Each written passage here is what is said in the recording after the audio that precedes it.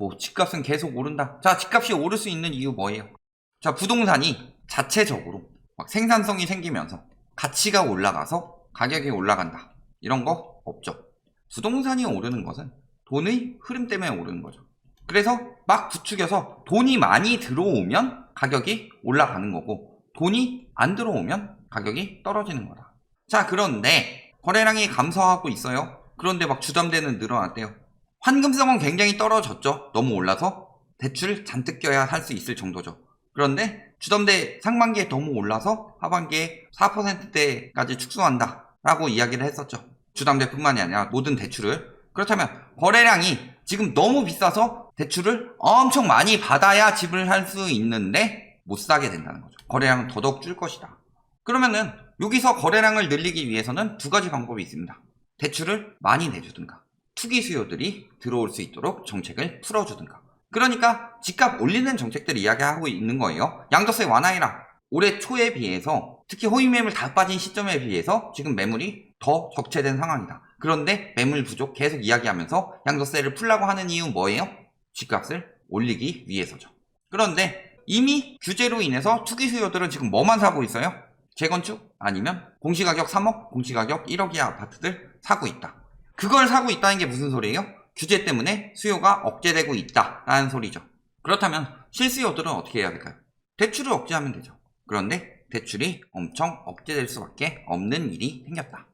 우선은 7월에 DSR 적용됐죠. 7월 2일 기사입니다. DSR 40% 적용하면서 대출 문턱 더 높아진다. 다만 LTV는 소폭 완화했죠. 대출금리도 계속 올라가고 있죠. 작년 8월부터 계속 올라서 지금 신규 취급액 기준으로는 어느 정도 수준이다? 19년 하반기. 기준금리가 1.75%일 때 수준이다. 기준금리 지금 0.5%인데 정상하려면 여기까지는 올려야 되죠. 일반적으로. 코로나 전까지 올린다면. 그렇다면은 어느 정도 수준까지 올라간다는 거예요? 19년 하반기가 아니라 예전에 금리 엄청 높을 때 그때 수준까지 올라간다는 거죠. 거기다 은행채 금리 계속 올라가고 있습니다. 은행도 채권 혹은 예금한 사람들한테 돈을 내주면서 금리를 올리는 거죠. 기준금리 인상되면 예금금리도 당연히 올라갈 테고 선제적으로 지금 예금금리 올라가고 있죠. 그렇다면은 대출금리는 높일 수밖에 없는 상황이 되고 있다. 약발 없었다. 더 늘어난 영끌 이야기하고 있죠. 주담대가 왜 갑자기 7월에 4조 원 가까이 늘었을까요? 첫 번째는 고소득자는 LTV 완화가 효과가 더 크죠. 그러니까 고소득자가 매입했다. 또 두 번째 뭐예요? 한도가 돌아왔다. 6월까지 은행에서 한도가 없어서 못 빌려줬는데 7월부터 분기가 바뀌니까 한도를 다시 책정하죠. 그래서 예전에 뭐 전세자금 대출 6월에 아예 못 빌려줬었는데 7월 되니까 다시 재개됐었죠. 그런데 이렇게 늘었다는 건 뭐예요? 8월까지 늘어난다 치면은 9월에 거의 못 빌리는 거고 8월부터 떨어져도 9월에 또 떨어질 수밖에 없다는 거죠. 은행에는 빌려줄 수 있는 한도가 있다. 그런데 이미 이렇게 늘었기 때문에 이번 달부터 이미 한도를 소진한 곳들이 생겨나고 있다는 거죠. 자, 보면 어때요? 검단 신도시 일이 터졌습니다. 입주 처리되면 대형은행들이 2천, 3천억 원을 들고 와서 대출 예약 경쟁을 벌였는데 지금은 어때요? 200억에서 500억 수준으로 크게는 10분의 1에서 한 6분의 1 정도까지 줄어드는 거죠. 그러면은 100여 가구만 대출을 받을 수 있는 규모밖에 되지 않는다. 그래서 잔금 대출을 빨리 신청 못 해가지고 1금융에서 대출 못 받는 사람들 지방이나 2금융권으로 가고 있다는 거죠. 근데 문제는 검단에 요걸로 끝이에요. 7만 5천 가구 들어온다고 하죠. 근데 입주가 이제 시작됐다. 잔금을 못 빌리면 어떻게 될까요? 2금융권 대출 가든가 아니면 본인 뭐 월세 살면서 전세 들여놓든가 이런 식으로 가겠죠. 그러면은 여기서 자가로 들어갈 수 있는 사람도 전세를 내놓게 된다. 전세 가격 굉장히 떨어질 수 있는 위험이 있다는 거죠. 금리 인상 앞두고 있는데 2금융권 대출 받는다는 거 자살행위죠. 자, 그런데 오늘 기사에서 제가 되게 황당한 기사를 봤는데 고정금리 왜 안 하냐? 변동금리가 더 낮고 금리 더 올라간 다음에 고정금리로 바꿔도 늦지 않다. 개소리 집어치우고 고정금리는 늘 변동금리보다 높다. 그때는 또 고정금리가 더 높으니까 바꾸지 말라고 하겠죠.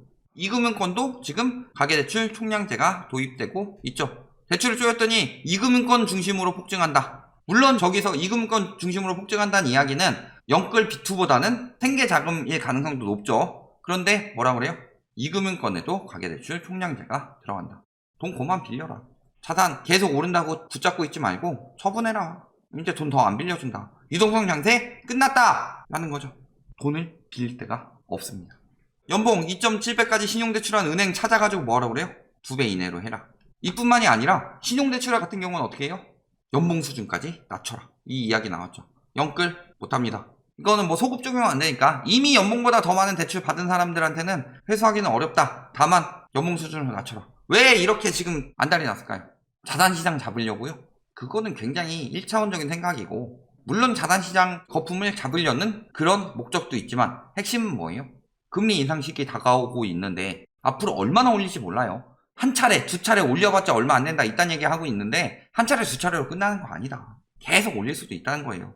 미국이 테이퍼링 심하게 들어가고 금리 인상 시점 더 앞당겨질 수도 있는 거고, 신흥국 같은 경우 막 4%, 5% 올린 나라들도 많아요.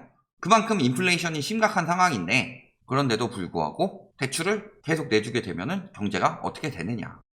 그러니까 지금 총량을 규제하고 있는 거다. 이렇게 알아두셔야 됩니다. 비주택담보대출 꼼수 막는다. 비조합원이 주택의 토지나 임야 등 비주택물을 담보로 대출을 이용하는 경우, 이것도 줄이겠다는 거죠.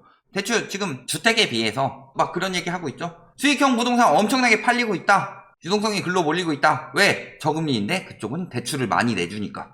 그런데 이미 저금리 시점은 끝나가고 있고, 거기다가 그쪽으로 거품을 쌓아놓고 있는데 토지 임야 뭐 이런 걸 중심으로 이야기를 했지만, 상가 가격이 올라가게 되면은 필연적으로 따라가게 되는 게 무엇이다? 임대료 상승이다. 임대료 상승을 하게 되면은 필연적으로 가격이 올라가게 되고, 가격이 올라가게 되면 가뜩이나 물가 상승률 높은데 당연히 물가에 영향을 주겠죠. 그리고 소비는 감소할 수밖에 없습니다. 자영업은 월세 내느라, 그리고 물가가 올라가면은 소비가 줄어들 수밖에 없다. 자산시장 거품이, 다른 자산은 그렇다 칩시다. 부동산의 거품이 끼게 되면은 전반적인 경기 침체를 만들어낸다.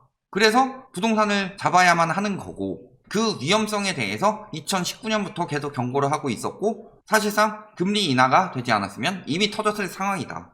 증가율 관리하는 게 아니라 부채 축소해야 된다. 사실상 4%로 관리한다. 뭐 하반기에, 이거 위험한 소리예요. 오히려 줄여야 돼요. 예전에 미국 리먼 터질 때처럼. 다만 소급 적용을 할 수 없으니까, 예전에 괜찮을 때 뭐 분양을 받았었는데 입주 때 달라진다든가 요런 정도까지는 문제가 될 수 있으니까 일단은 이 정도로 관리하겠다 이야기하는 건데, 요거 관리해야 되고, 가계대출 증가율에 가장 영향을 미치는 게 지금 전세대출이다. 전세대출이 올라가게 되면은 전세가 올라가죠. 그러니까 지금 전세대출이 적용되는 게 없으니까 전세 올려서 뭐 하고 있는 거예요?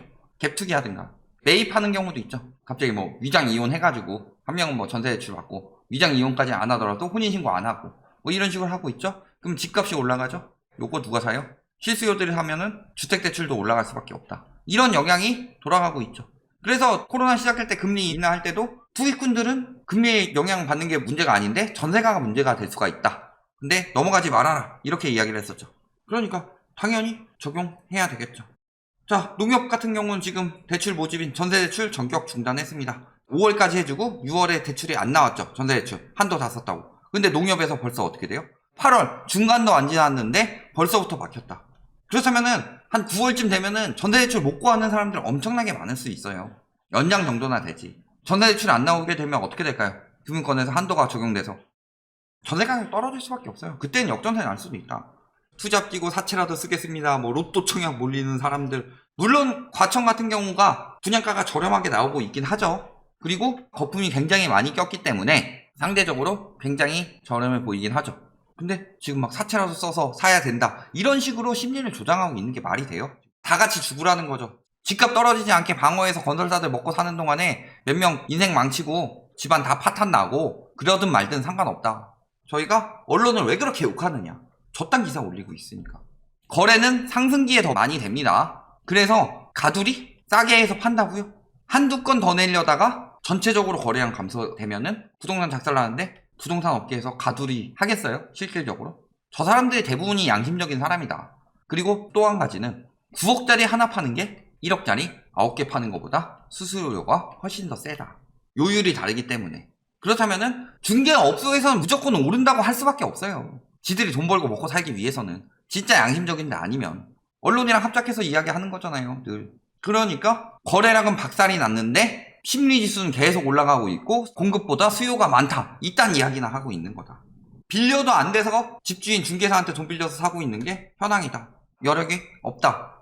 결론, 대출 앞으로 더더욱 안 내준다. 올해 하반기는 더 심해질 거고 내년에는 또 더 심해질 거고 내년 하반기에는 훨씬 더 심해질 거다. DSR 규제 강화되니까. 그리고 은행권에서도 대출 축소를 하고 있죠. 그럼에도 계속 오른다? 자, 집값은 어떻게 올랐어요? 가계부채로 올렸다. 근데 가계부채가 꺾이게 되면은 오를 수가 없죠. 그럼에도 불구하고 사채 써서 사고 싶은 사람들은 사세요. 유동성이 축소되면 하락은 금방입니다. 여기까지 말씀드리겠습니다.